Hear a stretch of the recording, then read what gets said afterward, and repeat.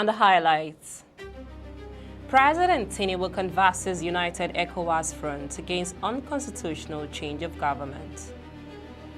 President Islam's opposition dismisses claims of threats to democracy. Former presidential aspirant Peter Obi demands probe into alleged government arms supplies to bandits. A very good day to you and welcome to First Next News Port Harcourt. I am Becky Usoro. Now the news in details. The Economic Community of West African States, ECOWAS, has rejected the transition program announced by Guinea-Bissau's military rulers and demanded an immediate return to constitutional order, warning of targeted sanctions against those obstructing the process. At ECOWAS annual summit in Abuja, Nigeria, regional leaders called for the immediate release of all political detainees, including opposition figures, and insisted on an inclusive short-term transition in Guinea-Bissau. Guinea-Bissau's military high command toppled President Umaru Sissoco Embalo on November 26, installing Major General Hota Inta as interim president the following day. The move marks the 9th coup in West and Central Africa in 5 years, intensifying concerns over democratic backsliding in a region already facing political instability and insecurity. The bloc noted that the November 23 elections in Guinea-Bissau were deemed free and transparent by ECOWAS observers, the African Union, and the Community of Portuguese language countries. ECOWAS has also mandated its chair to lead a high-level delegation to Guinea-Bissau for talks with the junta. Vice President Kashim Shettima is in Lagos State for the Chief of Army Staff Annual Conference 2025. Vice President Shettima was received by the Lagos State Governor Babajide Sanwo-Olu and other top government officials. The Minister of Defense, General Christopher Musa, retired, and the service chiefs are also on the ground. The conference has as its theme, examining the current landscape of terrorism through the lenses of diplomatic and military action strategy for long-term prevention and stabilization is aimed at examining the current landscape of terrorism through diplomatic and military strategy for long-term prevention and stabilization. The Minister of Works, David Umahi, has urged Igbo people across the world to end agitations for a separate Biafran nation, arguing that the administration of President Bola Tinubu has addressed long-standing grievances through inclusion and integration. Umahi said the President Tinubu administration had given Igbo what they had sought for decades, not through secession, but through what they described as unprecedented inclusion in national governance and development. The minister, who spoke on Saturday during an inspection tour of ongoing mega projects on the Enugu to Anambra Road, where he addressed stakeholders, contractors, and community leaders, explained that the agitation for Biafra was historically driven by neglect, exclusion, and underrepresentation at the federal level, but insisted that the situation had changed under the current administration. Umahi said the Southeast had received what he described as its full quota in national appointments, citing his position as Minister of Works alongside other key roles occupied by Igbo appointees in the current administration. The federal government has commenced a phased development of grazing reserves across the country, beginning with 3 pilot locations in Gombe, Plateau, and the Federal Capital Territory as part of a broader inter-ministerial effort involving state governments and the private sector. Speaking on the initiative, the head of press and public relations, Federal Ministry of Livestock Development, Ogenekewe Uchechukwu, told newsmen that the approach was deliberate given the scale of the projects nationwide. According to her, work has already begun in the 3 pilot locations with collaboration extending beyond the federal level. She explained that the development plan goes beyond lifestyle concerns and includes social infrastructure aimed at improving living conditions for pastoral communities, adding that housing and renewable energy are also part of the pilot projects. Uchechukwu concluded by emphasizing shared responsibility and the progress already made, adding that the federal government under President Bola Tinubu recently made livestock reform and rural security a policy priority as part of broader efforts to reduce violence, conflict, and improve economic opportunities in Nigeria's agricultural sectors. Senator Ali Ndume has explained why he participated in the screening of ambassadorial nominees by the Senate Committee on Foreign Affairs despite his earlier criticism of the list as lopsided and in breach of the federal character principle. Senator Ndume had, on the eve of the screening exercise, publicly urged President Bola Tinubu to withdraw the ambassadorial nominees list submitted to the Senate, citing what he described as glaring imbalance in its composition. He argued that the list failed to reflect the spread and inclusiveness required by Section 114 of 3 of the 1999 Constitution as amended, which mandated that appointments into federal institutions must reflect the federal character of Nigeria in order to promote national unity and loyalty. However, in a statement in Abuja, the Borno South senator said he was persuaded by his colleagues on the Foreign Affairs Committee to take part in the exercise, following assurances that the committee's concerns will be formally conveyed to the president. According to Ndume, while he maintained his position that the list was lopsided, he considered it more productive to raise his objections from within the process rather than boycott the screening entirely. And on political matters, Osun State Governor Ademola Adeleke has boasted that he will defeat the All Progressive Congress APC in the 2026 governorship election, declaring he will beat Oyebamiji by the might of God and the people. The governor, who boasted of a mass movement behind his re-election bid, mocked the minister and the APC for embarking on anti-democratic activities instead of marketing themselves to the people and potential voters.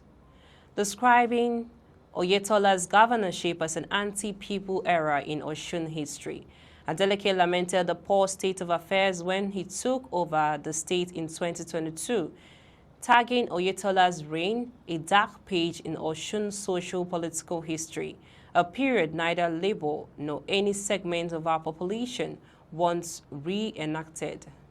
Reacting to a statement credited to his predecessor and Minister of Blue Economy, Boyega Oyetola, at the APC Gubernatorial primary, the governor described the minister's hope for victory as wishful thinking, illusory grandstanding, and a failure to accept the deep level of unpopularity of the APC among the people of Osun State. Speaking through his spokesperson, Malam Olawale Rashid, the governor described the claim as a clear misreading of the political reality in Osun State, adding that this administration is currently reversing those damages and restoring dignity to governance in the state, as attested to by several award and recognition, including the newest one, the winner of Primary Health Care Leadership Challenge for Southwest. Similarly, the African Democratic Congress ADC has announced the commencement of a 90-day nationwide membership mobilization, revalidation and registration MMRR exercise. The party also approved provisional dates for its congresses and the election of delegates at the polling unit, ward, and local government levels. A statement by the National Secretary Ogbeni Raf Arebeshola, the congresses are scheduled to hold between January 20th and 27, 2026, and will culminate in a non-elective national convention slated for February 2026 in Abuja. In another statement by the National Publicity Secretary, Malam Bolaji Abdullahi, the party said the decision followed the resolution of the meeting of the National Working Committee NWC held on November 27, 2025, and are in strict compliance with the relevant provisions of the party's constitution. Meanwhile, presidential spokesperson Bayo Onanuga in a statement stated that there was no threat whatsoever to nation's multi-party democracy, saying those joining the ruling All Progressive Congress are not being coerced to do so, but jointly freely on their own volition. Onanuga explained that the noticeable reform programs of the President Bola Tinubu's APC-led government at the center in less than 3 years encouraged the defectors to move to the APC. He further charged the so-called opposition politicians not to trivialize the fight against corruption through baseless allegations and jaundiced narratives. Presidential hopeful Mr. Peter Obi has condemned allegations of supplies of arms and ammunition to bandits and kidnappers by government officials, stating that it is demanded nothing less than an immediate, transparent, and independent investigation. In a statement, the former presidential aspirant said such news fallout goes to give credence to the much referred quotation of late military leader General Sani Abacha that any insurgency that lasts more than 24 hours, the government is involved. According to Obi, a disturbing video emerged from Kwara State in which suspected terrorists arrested by security forces claimed that ammunition and logistics were supplied to them by government officials. The Kwara State government has debunked reports that the bandits in the video were caught in the state, saying rather that it was in Edo State. The Nigerian Air Force, NAF, said it has executed a successful air interdiction operation against a major terrorist logistic hub at Daba Masara in the southern Tombons, Borno. A statement by the Director of Public Relations and Information, NAF, Commander Ehime Ejodame in Abuja, says the operation conducted on Sunday by the air component of Operation Hadin Kai followed credible intelligence and the presence of a terrorist workshop and sustained movement of armed elements in the area. Ejodame said the mission was intelligence-driven and preceded by coordinated intelligence surveillance and reconnaissance operations. According to him, PREL ISR missions revealed repeated terrorist activities and a concentration of vehicles concealed under vegetation, confirming the location as an active terrorist logistic hub. He added that post-operation battle damage assessments confirmed the destruction of the identified vehicles and the neutralization of terrorist elements, adding that the successful mission underscored the NAF's commitment to precise intelligence-led air operations aimed at degrading terrorist networks and enhancing security across affected regions. We now move on to the foreign scene. The Uganda military has confirmed it is holding a Catholic priest who went missing nearly 2 weeks ago, accusing him of involvement in violent, subversive activities. In a brief statement, the military said Father Diosdedit Sekabira had been arrested, was in lawful custody, and will be charged in court.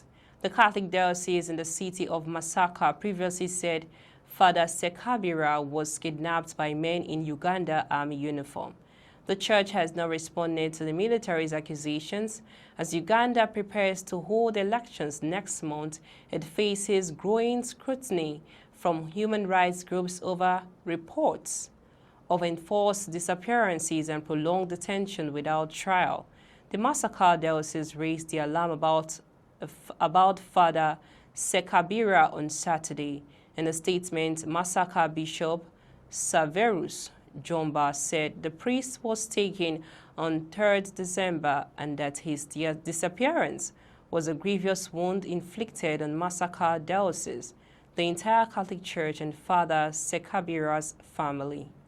Hong Kong pro-democracy campaigner and media tycoon Jimmy Lai has been found guilty of colluding with foreign forces under the city's controversial national security law. The 78-year-old UK citizen, who has been in jail since December 2020, pleaded not guilty. He faces life in prison and is expected to be sentenced early next year. Lai used his now-defunct Apple daily newspaper as part of a wider effort to lobby foreign governments to impose sanctions on Hong Kong and China, the court found. Hong Kong Chief Executive John Lee welcomed the verdict, noting that Li's actions damage the country's interests and the welfare of Hong Kongers. Rights groups called it a cruel judicial farce. They said the NSO, which Beijing defends as essential for the city's stability, has been used to crush dissent. That's all on the news this hour. I am Becky Usoro. Many thanks for watching. Bye for now.